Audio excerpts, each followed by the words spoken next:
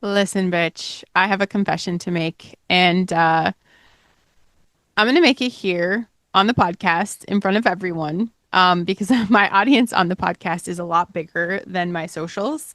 I did confess this on Facebook in full detail. If you follow me, you already saw the confession, so maybe it's not going to be a big ball drop, but that's what we do on the show. Radical fucking honesty, right? Tell the truth even when it's super embarrassing. And if you ask me, about a super embarrassing habit I have, I would have denied it forever. Okay. I would have trolled you for what you do, but I would have denied. But yeah, we share shit when it's embarrassing, especially when it's embarrassing, because the embarrassing truth is usually the one that connects the most. Okay. I have, I feel so childish, you guys. I'm 46 and I'm about to say this right now. I have a game on my phone and I think I'm not going to tell you which one because honestly, the last thing I need is for you to download it and then blame me for your life falling apart. Like I blame my son. My son got me into this. It is, it is a full blown addiction, to be honest. And that, this, it's one of those games, you guys, the kind that was clearly engineered by a team of behavioral psychologists who studied every addiction study ever published and then said, okay, now let's make it fun. And it's the kind that has a daily reward that resets at midnight. Okay, so my brain starts negotiating with itself at 11:47 p.m. about whether I have the time for one more round. Okay. And it's I get my reward and it's a minimum every day of 4 rounds to get the rewards. Okay. And so I'm like, I have to do this. It literally has no ending though, because then if I keep going, like there's other rewards and it does this on purpose because an ending means that I have to stop playing and stopping means I stop winning and then I'm not in the business of losing, you know? I know this. This is what I do. This is exactly what it is. It's what they've done, and they've done it to so many people.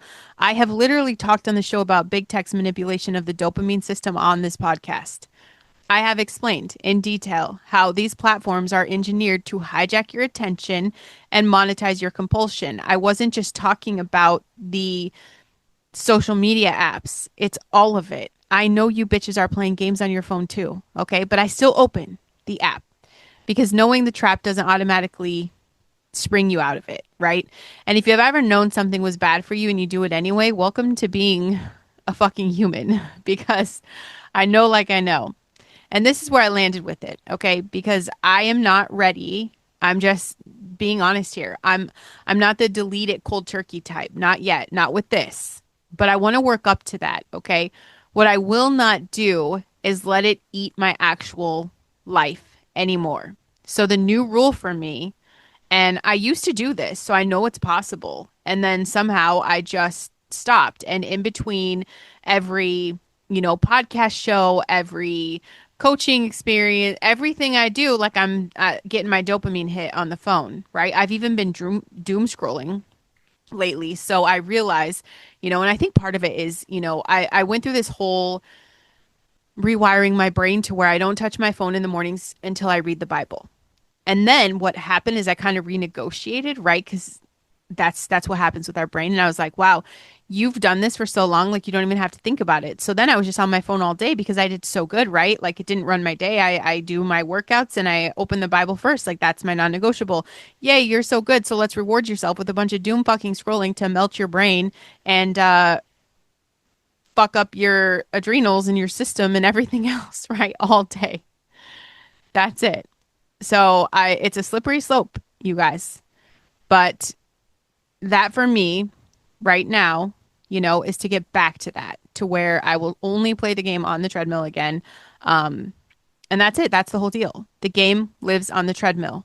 Like if I want the dopamine hit, I have to earn it with the cardio. If I want to get to the next level, I'm going to keep walking until I do. And suddenly, like now this addiction can fund my health goals for the moment. Okay. I wouldn't say that's necessarily weakness. I think a lot of people would probably laugh at me. Like you're really just going to play a game on your phone while you're on the treadmill. Yes. Yes, I am. And I'm just negotiating with my nervous system and my brain. And that's what we're going to talk about today. Okay. Rest. because rest, like real rest, intentional rest, the kind that actually restores you, has become so foreign to us that we have replaced it with stimulation and then we call it relaxing. I think that every time I go out and check on my kids and, they're cuddled up in the big chair doing homework and I snuggle in between them with my phone, I think that's just giving myself a break from work because I'm just playing a game. That's not true. We forget what actually feels like to rest. And today I just want to remind you with this show, with full acknowledgement of how ridiculous it is that doing less has become a radical act of rebellion. Okay. And I was in this great book study. I found this team, these kids. I'm going to say kids because they're probably like half my age, but they are just like incredible forces of energy and power. And I'm just like, I have to get into everything they do, right? Like I just want to be close in proximity to their fire. This guy has worked out for like a million days in a row and never missed a day. And I'm like, wow, that's something that I want to train myself to believe I could do. So what am I going to do? Put myself in this situation. Anyway, getting off track here. I joined their book club today. They have a book club and it was amazing. Great conversation. Like they're just the real deal, right? And part of the chapter they were on for this book today was talking about rest. And one of the speakers, or what, the guy that runs the deal, the workout guy, the very disciplined guy, was like, I'm weary on this topic because I think a lot of people mistake rest for laziness, and I fucking agree.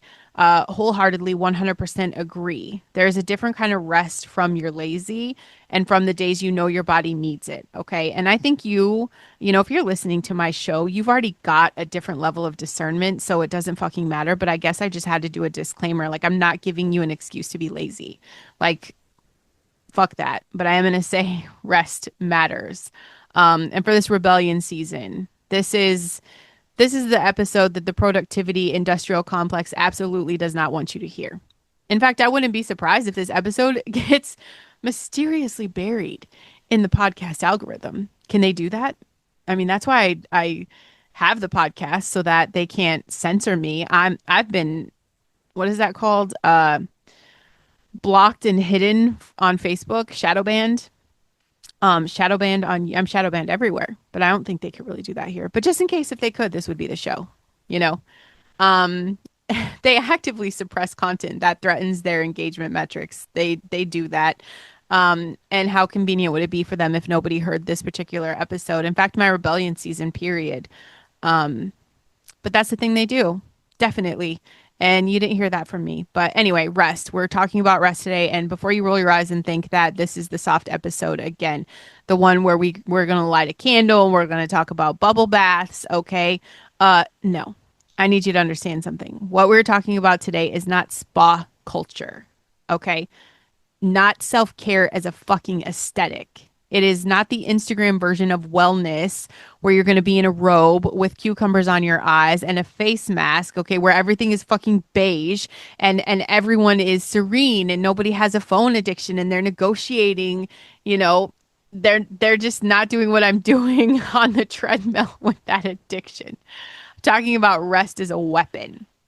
Rest is a direct, intentional, unapologetic refusal to participate in the system that will profit from your depletion. Rest as the thing that the corrupt ass government, the pharmaceutical machine, the food industry, and big tech all have a vested financial interest in keeping you from doing. Because a rested person thinks clearly. A rested person makes good decisions. A rested person is very difficult to manipulate, very difficult to sell fear to, and very difficult to keep compliant. And all of those systems, bitch, they need you tired. They need you reactive. They need you reaching for the quick fix, the easy answer, the thing that makes the overwhelm stop for 20 minutes, even if it makes everything worse in the long run. If you guys are new here, I'm Brandon Lynette, podcast coach, and my message is your mess is your message. And my mess today, that fucking phone game and a treadmill and the ongoing, imperfect, deeply human work of building a life that actually includes rest. And if that's your mess too, you're in the right place. Okay. And if you already feel like this is going to be fire, share this fucking episode. Okay. Maybe you're not digging this, but I guarantee you know someone who is. So just like real quick, hit the little heart button, hit the subscribe button, and hit share. Just share it wherever the fuck you need to, wherever you're called to. If you're not called to share it anywhere, then share it everywhere. You have access to people I never will. And no sponsors today. Okay. Um, Although I am wearing my sticker. Okay. The one that brings me peace and courage. But anyway, it's just us, just the conversation, just episode 23 of truth telling that the radical countercultural system threatening act of actually stopping. Okay. Real rest. And real rest is going to cost you something and give you everything. Even God rested on the seventh day. And I know I touched on this a little bit last week, I believe, talking about burnout. But I really do want to go deeper here because this detail, like the specific detail in the entire story of creation, is countercultural. That's what we're here for. Okay. It is one of the most countercultural things in all of scripture. And we have completely domesticated it into irrelevance. God rested on the seventh day. And do you think it was because he was tired? No. He's God. The God who spoke the universe into existence out of nothing does not get muscle fatigue. He does not need a little nappy nap. Okay.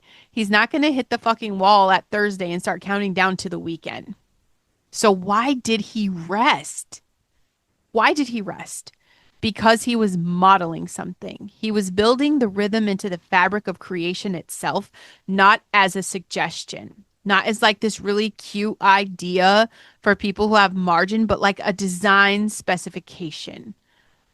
A load bearing wall in the architecture of human life. 6 on, 1 off, work and rest, output and recovery, fullness and emptying. That's the rhythm, and we have completely dismantled it. We took the Sabbath, which is a commandment, by the way, not the preference. It made the top 10 list of commandments, which is pretty fucking exclusive. And then we turned it into Sunday brunch and maybe a nap if we're lucky. We turned it into a day of genuine cessation. No work, no striving, no productivity, just being, into the day we catch up on. And I'm guilty of this. I tell you guys, Sunday should be your preparation day, or Saturday should be your prep day. Like, I've made a rest day into a prep day. One or the other. Okay. Like, you need the full day of rest. Then we're trying to catch up on everything we didn't finish during the week. I'm so toxic with this. I say every week, like, Sunday is family day. The Sabbath is Saturday. I do wholeheartedly believe that. Okay. However, my husband does work, and that's not really ideal for our family day. So my family day, my non-negotiable is my rest day is Sunday, and I turn everything off. I don't want to be anything to anyone, but then I hear myself like, you better get up early before everybody wakes up and finish posting this or get that scheduled. You're 6 episodes behind or whatever that is. I do it. Sunday has become Monday's warm up, and then we wonder why we're depleted and we're starting the week already exhausted. Even Jesus observed the Sabbath. He also broke the religious rules around it constantly, healing people on the Sabbath, letting his disciples pick grain, infuriating the Pharisees who had turned a rest commandment into a performance competition, which is the most human thing imaginable, turning the commandment to rest into yet another way to strive. But his point was never that rest doesn't matter. His point was that the Sabbath was made for people, not people made for the Sabbath. It was made for you as a gift, like that built-in permission structure to stop. And we have been declining the gift for decades. And imagine your life is a field, right? It's a fertile, productive, genuinely remarkable field that is capable of growing extraordinary things. That's it.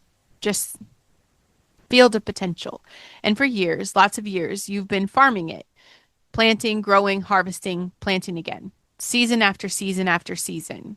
I grew up around potato farms. Okay, in case you guys need to know, like, what the fuck is she talking about? I'm saying no follow period, no rest, just continuous production because the market demands it and the bills don't care about the soil health, and stopping feels like falling behind.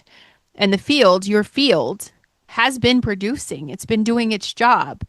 But if you know anything about farming, you know what happens to the soil that never rests. You guys, it depletes. The nutrients don't replenish.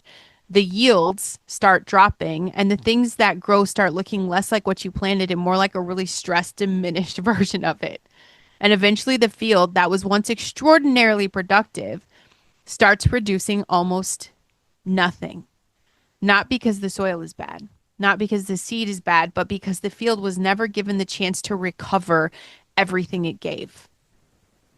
You are the field. Your creativity, your energy, your presence, your life essence, your soul, your emotional availability, that spiritual clarity, your capacity to hear God and respond to calling and show up for the people who need you, all of that is soil. And soil that never rests does not stay fertile forever. It just doesn't. And you could Google that. Like you could fact check me. It's not just a motivational metaphor. This is agriculture and it applies to you with some inevitability.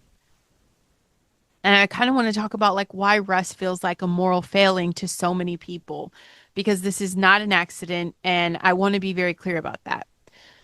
The Protestant work ethic, and I say this as someone who loves Jesus and respects the tradition, did something to Western culture's relationship with rest that we have really not fully recovered from. It took the genuinely good values of diligence and responsibility and stewardship and slowly over centuries, fused them with the idea that your value before God and man is determined by your productive output. Idle hands are the devil's workshop. God helps those who help themselves, which is actually in the Bible. And it's true, by the way, but we put it there through sheer cultural repetition until it felt like the complete scripture. The result is a culture of people who cannot sit still without feeling guilty about it.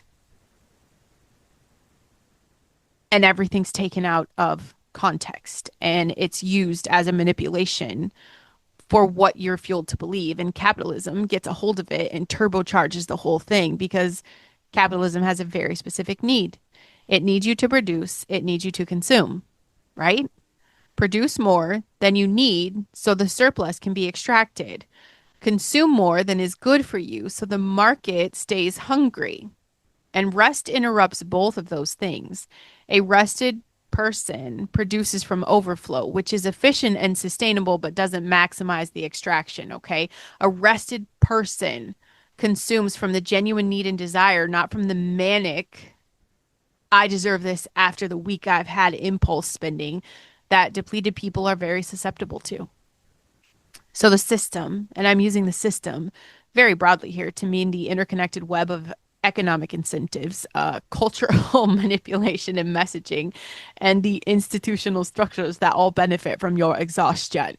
Yes, do I believe the world is being run by an elite, disgusting, select families that worship the devil and do vile things to kids? Yes, I think it's the devil's playground. And every day people get brainwashed to be a part of the system. And we've all become the useful idiots that continue to grease the wheels no matter what we do.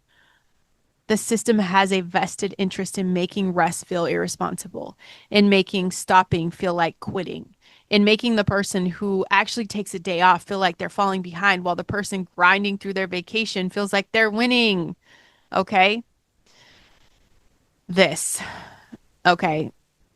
The pharmaceutical industry generates billions of dollars annually from conditions that are directly caused or significantly worsened by chronic sleep deprivation and rest deficit, anxiety, depression, cardiovascular disease, immune dysfunction, metabolic disorders, cognitive decline. And the research isn't subtle. Sleep deprivation is one of the most damaging things you can do to a human body. And we have built a culture that makes it structurally difficult to get enough of it. And then, you know what they do? They sell you the medication for the symptoms. Smart, right? Smart. Meanwhile, the sleep aid market, Your melatonin gummies, I'm guilty. I used them for so long.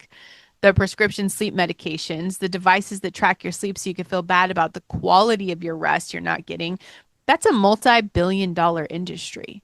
And they are selling you the solution to the problem that the rest of the system created. It's a full circle, a perfect, profitable, deeply evil circle. And the exit is free. It's called going to bed. Put your phone the fuck away. It's called saying no. It's called treating your rest like it's a non negotiable, which, according to God, who built rest into creation itself, it actually is. Okay. And I want to address that confusion because I think a lot of people have been confusing rest with things that are not rest, and then they wonder why they don't feel rested, especially if you have that neurospicy brain, um, like me. And you guys just neurospicy brains. I love you so much. The relationship with rest is really genuinely complicated in ways that neurotypical advice completely fails to address. Um, our brains don't have an off switch. Like a lot of neurotypical people have an off switch. Um, it has a volume dial though it goes from loud to slightly less loud. Even in the quiet moments, there is activity, there are loops, there are half formed thoughts and random associations and sudden memory of something embarrassing you did in 2009 that your brain apparently decided to surface right now at 11 p.m. while you're trying to sleep. It's not a character flaw. It's not a discipline problem. Okay. That is the literal neurological reality of a brain that does not naturally downregulate the way a neurotypical brain does. Um, the default mode network, DMN, I talk about this a lot. Um, the brain network that activates during rest and mind wandering, it works differently in our brain than someone that's neurotypical. Um, it's more active in some ways and then like less integrated in others. And that means that the instruction to just relax lands like telling someone with a broken leg, like just go walk it off, bitch. Technically possible, not actually helpful. Okay. Um, and I feel like there's a little bit of cruelty with the neurospicy brain and the rest paradox. The more tired you are, the harder it is to rest because exhaustion in my brain, it presents as sleepiness, not as sleepiness. It presents as like dysregulation. I'm dysregulated. I'm overstimulated, overtired. So my brain gets louder, not quieter. My brain gets restless. My body gets restless. I get more impulsive. I'm more prone to reaching for the stimulation. Okay. The phone, the game, the TikTok rabbit hole, the 2 a.m. reorganization of a closet that did not even need to be reorganized. You're tired. You cannot rest. So you stimulate. And that just delays the rest further, which makes you more tired, which makes the dysregulation worse. And then here's the cycle. What are you going to do? You're going to reach for more stimulation. The loop is vicious and it's real. And the advice to just put the phone down and go to sleep from someone whose brain naturally produces um, melatonin on a schedule is approximately as useful as a screen door on a submarine. I know. This brings me back to my phone game. Okay. The truth of why the game exists in my life is a stimulation that is just engaging enough to quiet the loop without being so demanding that it activates everything. It is the neurospicy version of my white noise. And I mean, I could shame myself, but what's the point? Okay, I'm not going to shame myself. Here we are. And I do genuinely love the game. Like it's fun. It's challenging, in its own way. I whatever. But I'm also not going to pretend that playing my phone until midnight is rest. It is stimulation. And stimulation and rest, you guys are not the same thing. And they feel similar to a depleted nervous system because both of them make the uncomfortable feeling stop temporarily. But one of them restores you, and one of them is going to extract more from a tank that's already close to empty. So the treadmill rule.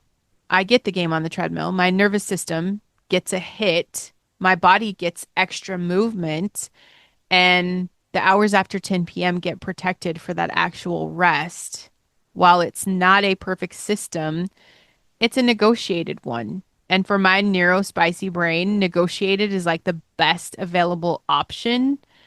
And negotiated today is enough. Okay.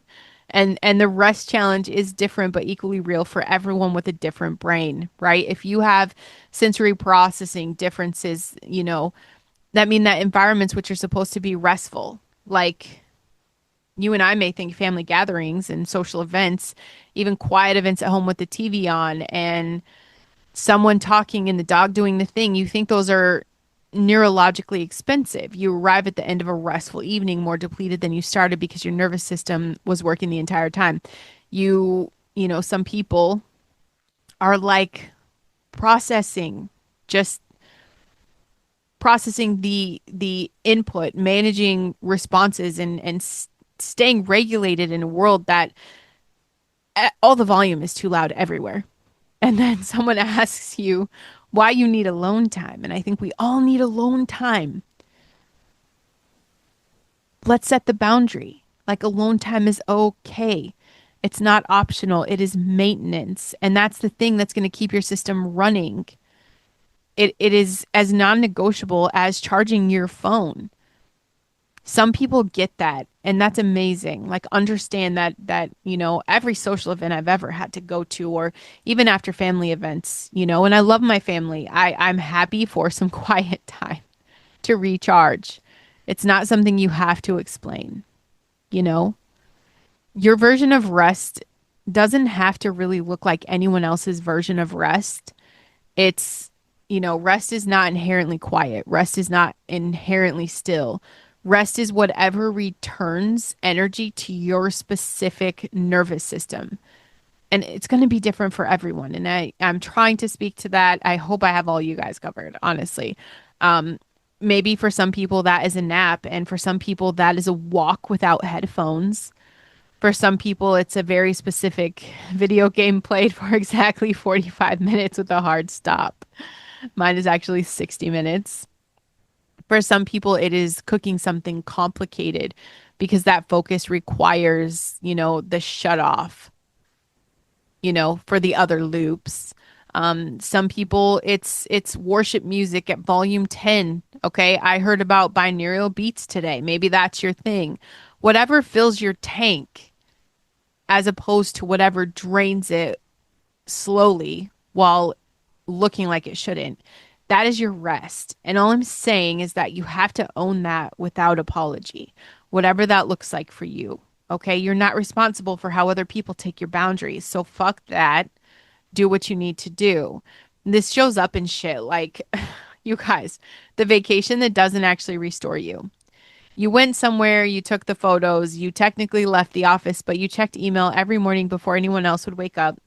You took the work call on Wednesday because it was important. You spent half the trip managing something remotely and half the trip feeling guilty about the things you weren't managing. And you come home needing another vacation from your vacation. That is not rest. That's relocation of the same nervous system to a different backdrop. Okay. This shows up in the weekend that gets consumed before it starts. You have been looking forward to Saturday all week. Saturday arrives. By noon, you've done 3 loads of laundry, replied to 17 messages. This is such my day. Run 2 errands, had a conversation that needed to happen but drained you. Looked at your phone 97 times, eaten something nutritionally questionable while standing over the sink because sitting down felt like a luxury. And now it is 2:30 p.m. and you're already behind on the afternoon. The weekend did not restore you. The weekend was just a weekday with different logistics. It shows up in the scrolling that you do instead of sleeping. And I want to be honest about this area because it is extremely me, and I suspect it is extremely you too.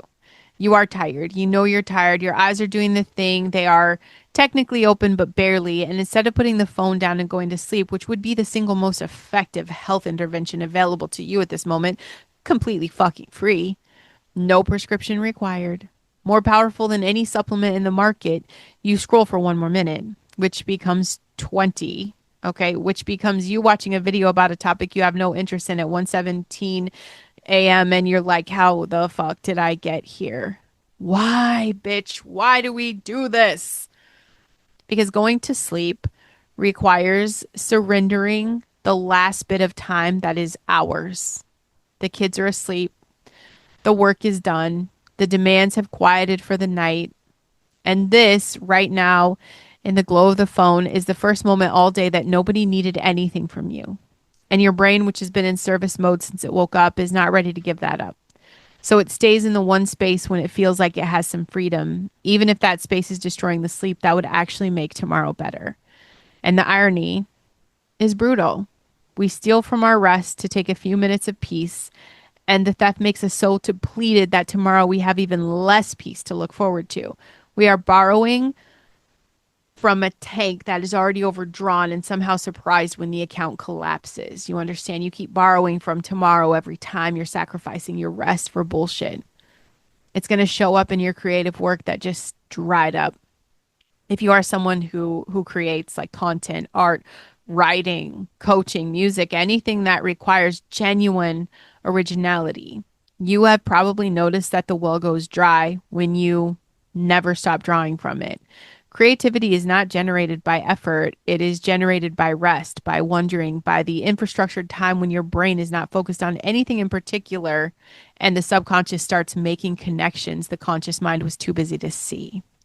The best ideas do not come at your desk. They come in the shower, on the walk, in the half awake, state before you're fully up, in the space between tasks when you didn't fill a gap immediately with a podcast or a scroll. Every time you fill that gap, you forfeit the idea that was trying to form in it. And I want you to think about that. The thing that would have solved the problem, written the episode, made the connection. It was forming in silence and you podcasted over it. And I want to be I want to be clear about something that I think really does get lost in the wellness conversation, and I've been having those conversations for a decade. Rest is not self-indulgence. Rest is resistance. A population that cannot rest is a population that can't think. It cannot plan, it cannot organize, it cannot question, cannot build anything that lasts. And every single system we have named this season, the corrupt government, the corrupt the captured regulatory agencies, the corrupt food agency, that engineers addiction, the pharmaceutical machine that profits from your symptoms, that the technology platforms that are harvesting your attention, every single one of them operates more efficiently on a tired population. And think about it. Bitch, when you're exhausted, you are reactive. You do not have the bandwidth for nuance. You take the shortcut. You accept the easy answer. You do not have the energy to read the label, to question the narrative, research the alternative, or do the thing that would actually serve you long term, because long term thinking requires cognitive resources that exhaustion depletes first. When you are exhausted, you are susceptible to fear, to outrage, to the news cycle that needs your emotional engagement to survive, to the ad that promises to fix the problem the product created, to, the politician who tells you the simple story about the complicated problem, because your brain cannot hold complexity right now. It needs the villain and the hero and the resolution, and someone who studies you for a living knows exactly how to give you that.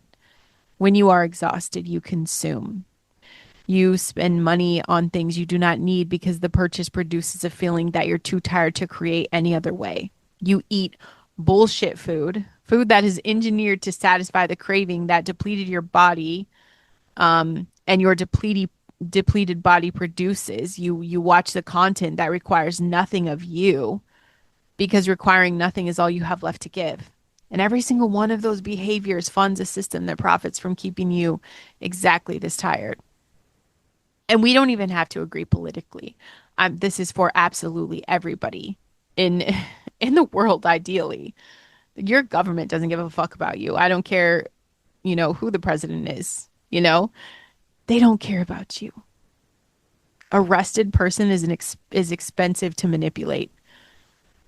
Rested people have the clarity to see the game, the energy to choose differently. Rested people did not comply when they tried the COVID bullshit, okay? Rested people didn't get a vaccine because we felt that manipulation or pull. We rebelled against things that ideally have mass casualties and devastation.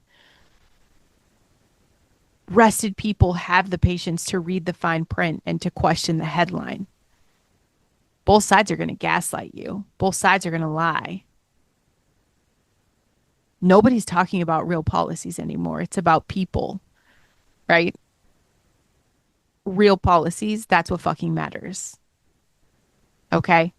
That's what matters. A rested person cannot be rushed into a bad decision, cannot be fear mongered into compliance, cannot be distracted from their actual life by the manufactured urgency of a news cycle that, you guys, they will generate a new crisis by morning regardless of how this one resolves. And that's why rest is rebellion. Not because it's fucking lazy. This is your armor. And Jesus is not just, you know, the bonus point at the end. He's woven through all of this because he's always been there. He rested. This is not talked about enough. The Son of God, the one with the greatest calling in human history, the one with the most urgent mission, the one who literally had the salvation of the world on the agenda, took naps. He got away from the crowds. He withdrew to lonely places to pray, fell asleep in the back of a boat during a storm so complete that the disciples had to wake him up because they thought they were dying. He's that rested.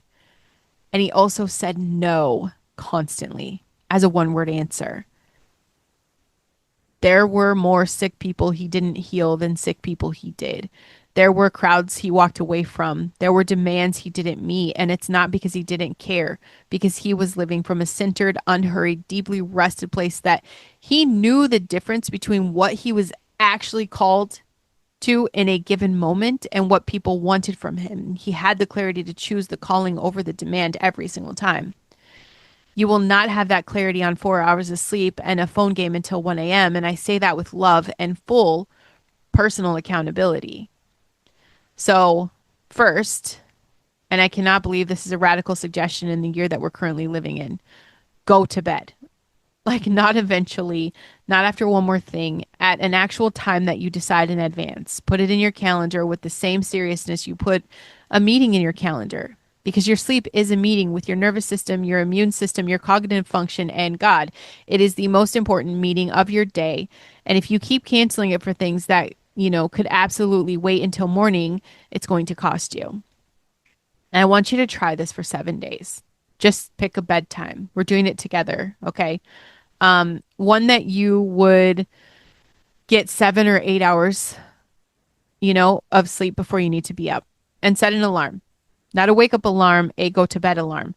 When it goes off, you start the process. Phone down, lights dim, wind down begins. And I want you to do it for 7 days and then tell me that your life hasn't changed. I dare you.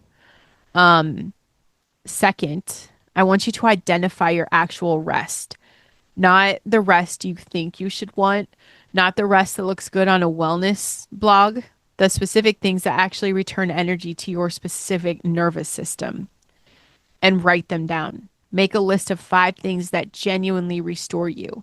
And be honest, if a walk without headphones does it, write that. If 20 minutes of a mindless game on a treadmill does it, write that. If sitting in a hot car in a parking lot for 10 minutes between obligations with absolutely nothing playing does it, which it does for a lot of neurospicy people and is a deeply underrated form of transition rest, okay? Write that down. Then protect those things with the same energy you protect your work commitments because they are work. They are the maintenance that makes the work possible. For my neurospicy brains, specifically, build a shutdown ritual, okay? A sequence of 3 to 5 things you do in the same order every single evening that will signal to your nervous system that the day is closing. Not a rigid routine that you fall, you know, and then abandon. I say a flexible sequence that is yours. Maybe it's a specific tea. That's exactly what I do, my cup of tea. Maybe it's a playlist, a few minutes of stretching, a short prayer, putting the phone on the charger across the room. Whatever it is, the repetition is the point. Your brain learns that this sequence means safety, means rest is coming, means you can start letting go of the day. And over time, and it does take time, please be patient. The ritual really becomes the on ramp to the rest that your nervous system could not possibly find on its own.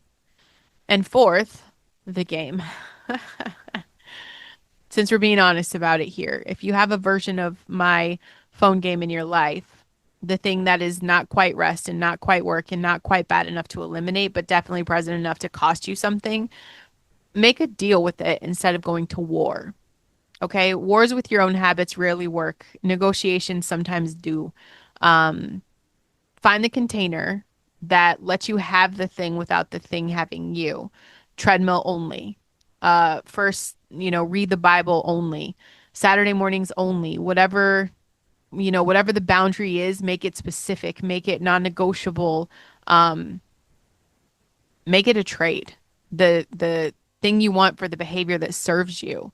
Your nervous system is not your enemy. It's just very good at short-term solutions and very bad at long-term consequences. Give it the short term inside a long-term structure, okay? That's being realistic and being human at the same time because you have a real brain in a world that is genuinely trying to hack the fuck out of it, okay? That's all. Um yeah, this this is the show that could kind of save your life and not in a big dramatic way. Not all at once, but just there's a quiet accumulation of nights where you actually sleep and mornings where you actually wake up and days where you actually show up with something in the tank instead of running on fumes and everyone's caffeine addiction and then, that spiritual equivalent of a car making a sound it definitely shouldn't be making, you guys. Rest is not the enemy of your calling. Rest is what makes you capable of answering it. The system wants you tired. Your body needs you rested. And God, the one who built the Sabbath into creation, who modeled rest from day one, who sent his son to sleep in boats and withdraw to mountains and say no to crowds, God is not waiting for you to earn the rest. He built that in the program. Take it. I'm still working on this.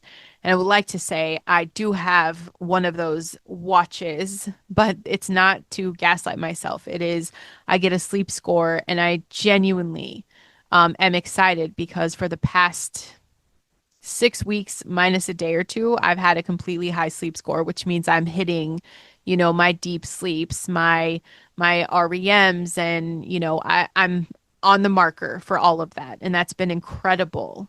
And it's only going to improve. I imagine a perfect score if I put that damn phone on. So, you guys, I'm with you. I'm with you on this. The treadmill rule is holding. The 1 a.m. scroll sessions are getting shorter. The game is going to be contained.